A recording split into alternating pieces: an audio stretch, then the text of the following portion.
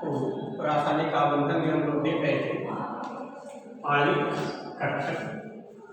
आज हम देखेंगे आणविक कक्षक ऊर्जा स्तर। हम जानते हैं कि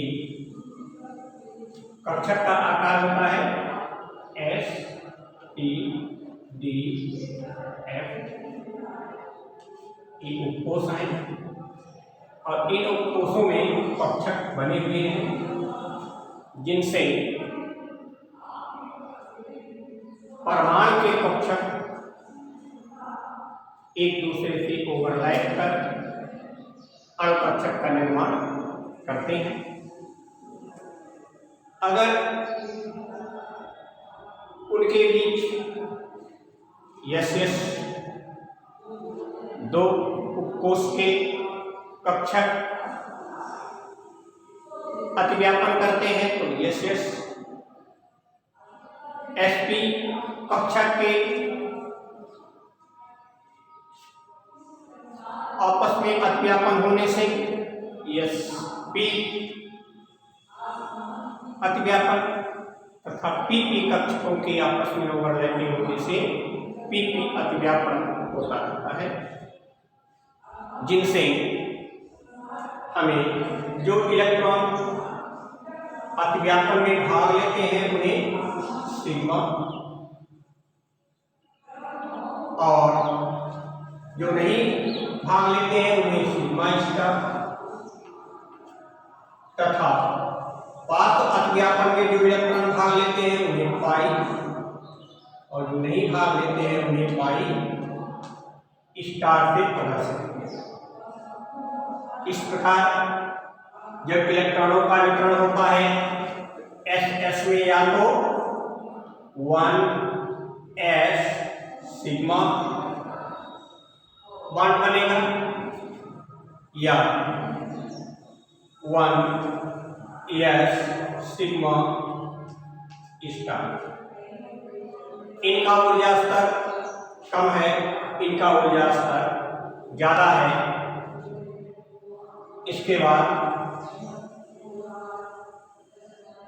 2s सिग्मा बड़ा है 2s सिग्मा स्टार। फिर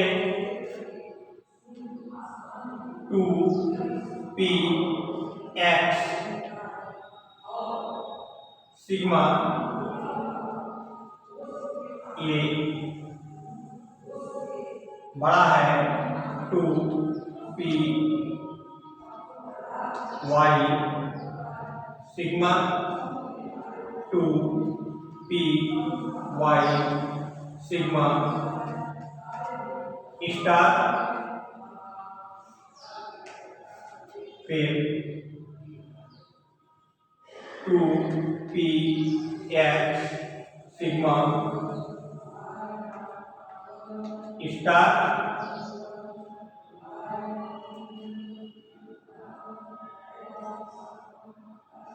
फिर 2pz सिग्मा ये भी बड़ा होगा 2pz सिग्मा स्टार पे या यहीं पर 2px पाई या सिग्मा बड़ा है 2p पाई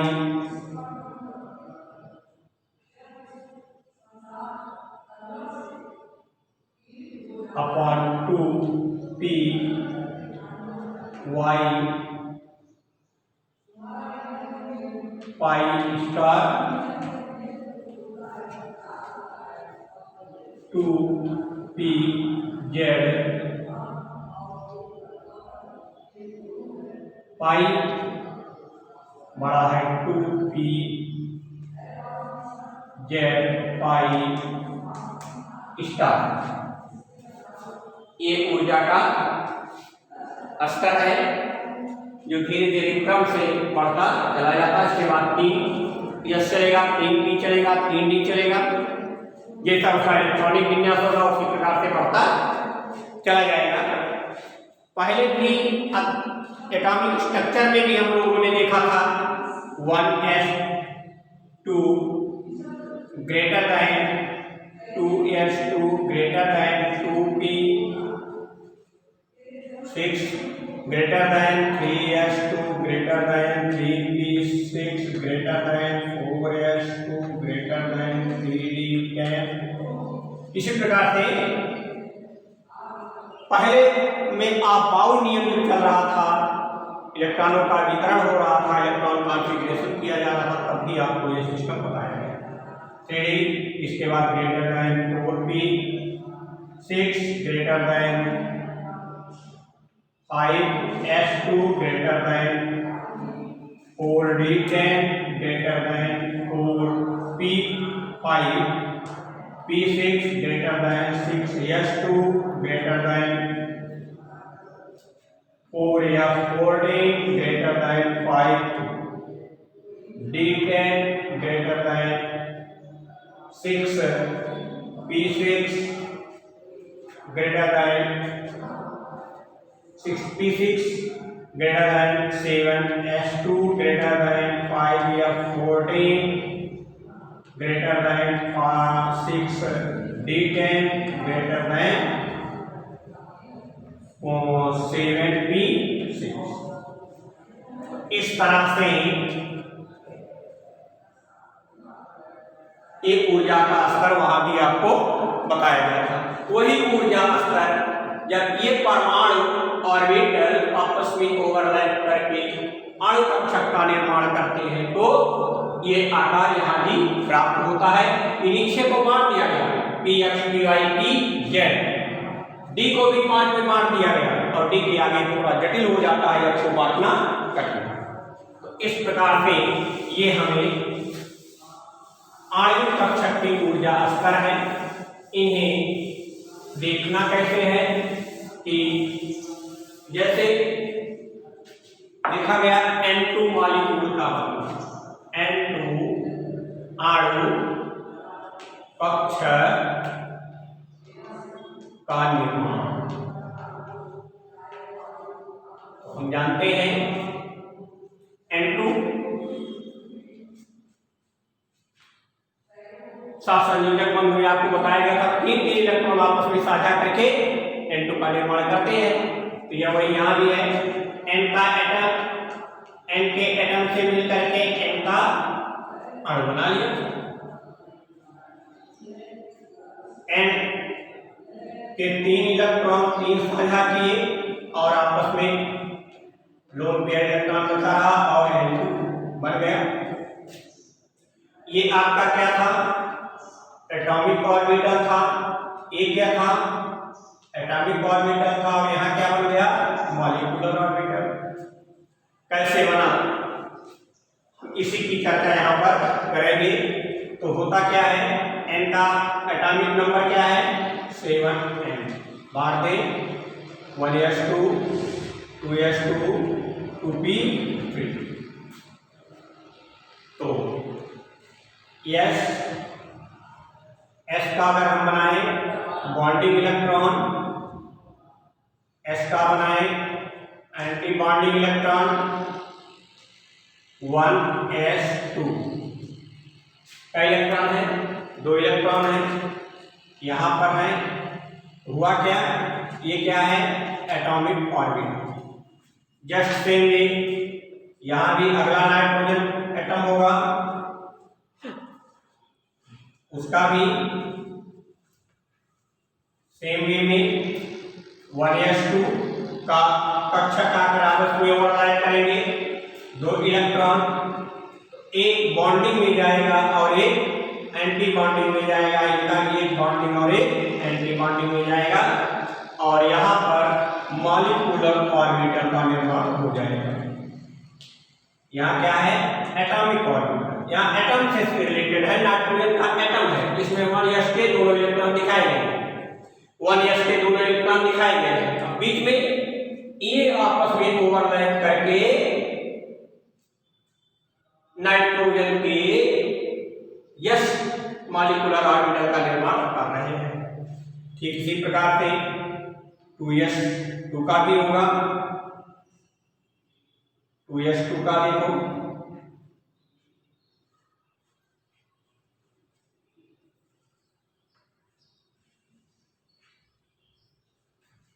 अगर नाइट्रोजन का मॉलिक्यूल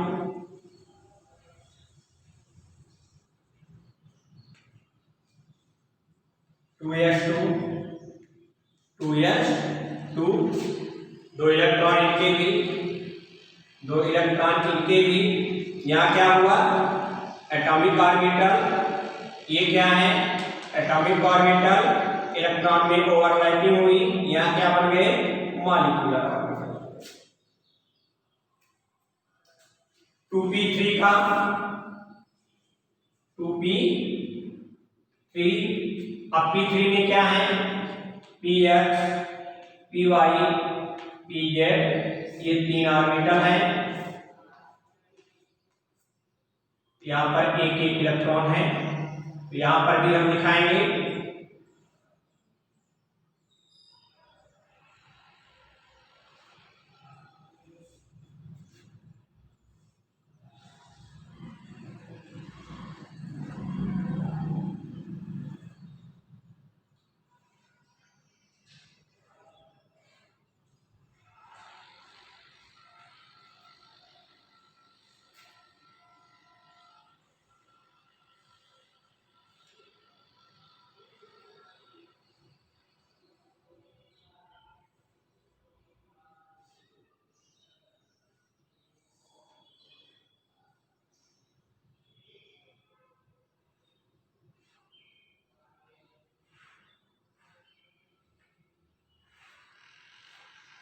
ये सिस्टम बना दोनों नाइट्रोजन के पी कक्षक का।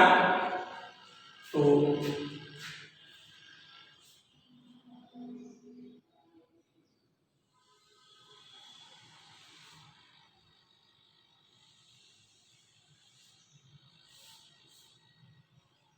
चलिए दोनों को लगातार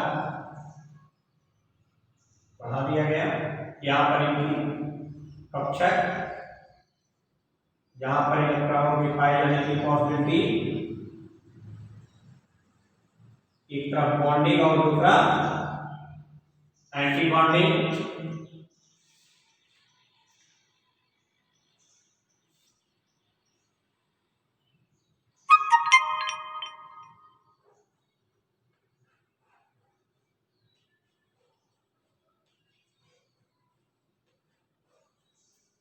इधर क्या है, 2p3, 3 इलेक्ट्रॉन सेम डायरेक्शन में।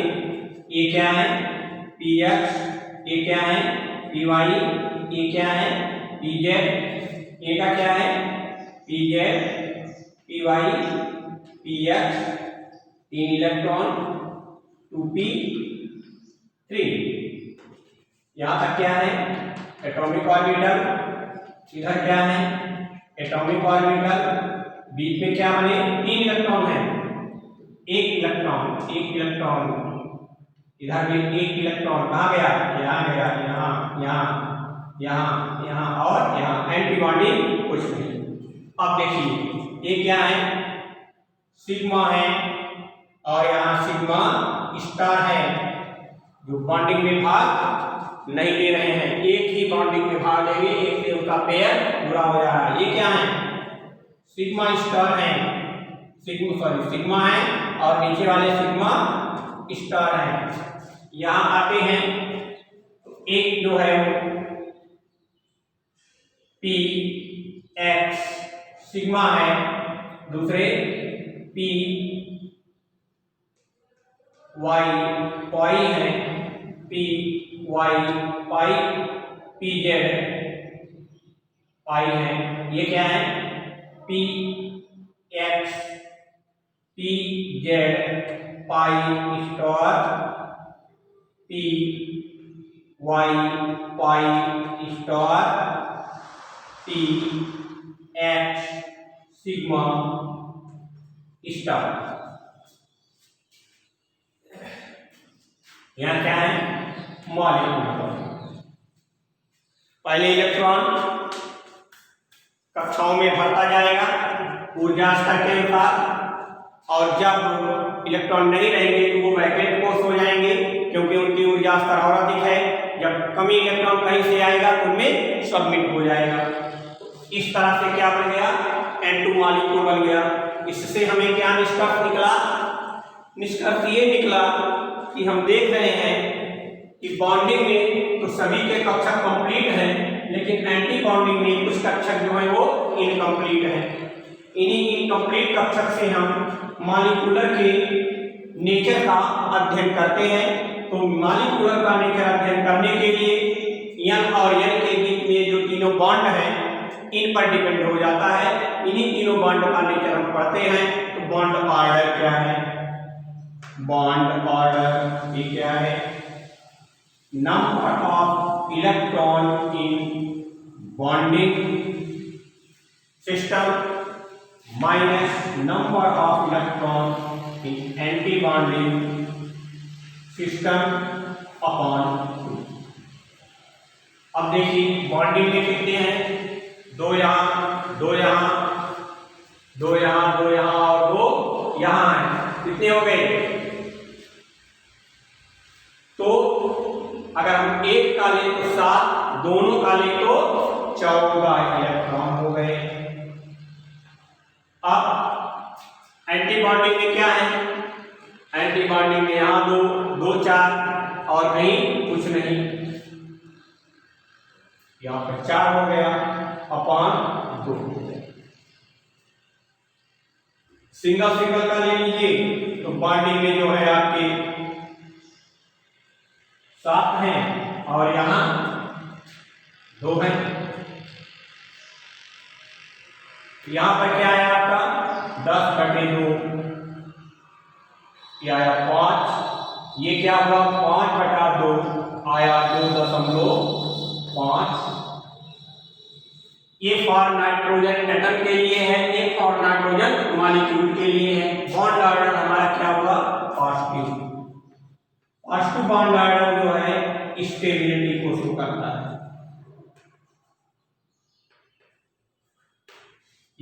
हमारा मॉलिक्यूल जो है वो एकदम स्टेबल है, यहां हो चाहे यहां हो।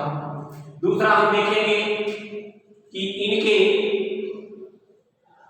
ऑर्बिटल्स जो है वो पेयर्ड में हो गए। तो पेयर्ड ऑर्बिटल क्या शो करता है? पेयर्ड माने इलेक्ट्रॉन में 2 और प्रत्येक कक्षक में 2 इलेक्ट्रॉन हैं। ये क्या शो करता है?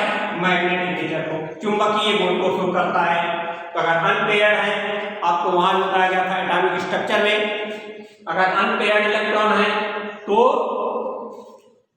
पैरामैग्नेटिक, और अगर पेयर्ड इलेक्ट्रॉन है तो डाईमैग्नेटिक। यहाँ पर पेयर्ड इलेक्ट्रॉन है, पेयर ऑर्बिटल्स हैं, पेयर इलेक्ट्रॉन इन ऑर्बिटल, तो ये क्या हो गया डाईमैग्नेटिक।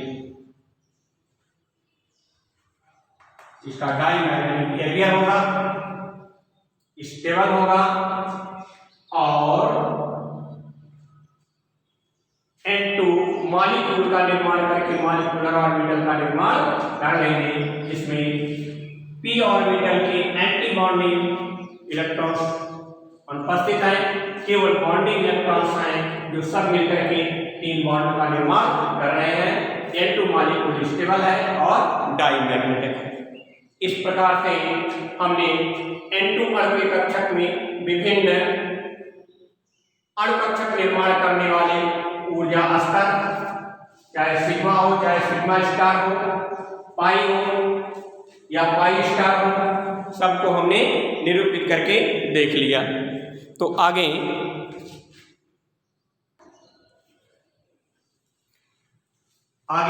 भी आपको मिलेंगे फ्लोरीन या ऑक्सीजन, लेकिन ऑक्सीजन और फ्लोरीन में कुछ थोड़ी सी अनियमितता होती है जो अनियमितता निगलेबल है। तो जिस भी कक्षक का आपको बनाना हो, सबसे पहले आप क्या करेंगे? उनका इलेक्ट्रॉनिक विन्यास करेंगे, कौन कौन से एटॉमिक ऑर्बिटल हैं और कब मॉलिक्यूलर ऑर्बिटल हो रहा है, उनके बीच बॉन्ड निर्माण कैसा है, और इस प्रकार से ऊर्जा स्तर को शो करके हम बॉन्ड ऑर्डर निकाल बॉन्ड ऑर्डर से आणविक कक्षक के नेचर को निकालते हैं, उनका आणविक कक्षक किस प्रकार के नेचर का होगा। तो इस प्रकार से ये चैप्टर आपके कोर्स में जो था वो समाप्त हो गया।